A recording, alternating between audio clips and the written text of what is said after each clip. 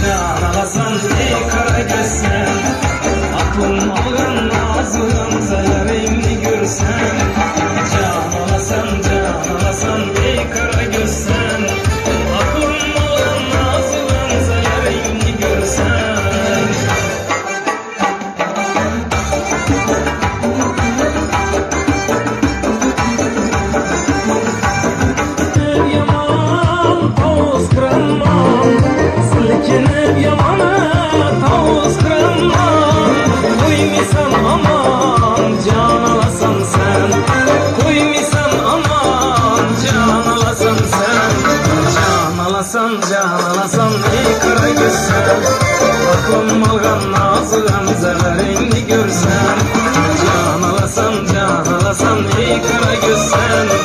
Aklım olgan nazı gamzelerini görsem ey.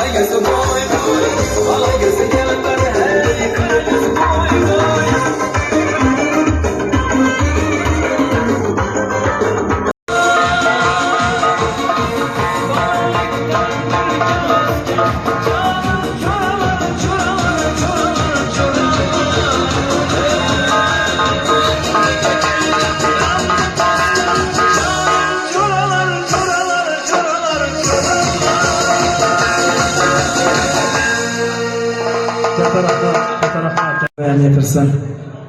Şu xonadonda hamisha yaxshi kun to'ylar ko'p bo'lsin. Topganlaringiz mudom yaxshi kunlarga to'ylarga buyursin. Va qur'an zili manzili muborakan tahirim zilin. Qo'shganlari bilan qo'sha qarasinlar. Amin. Allohu akbar.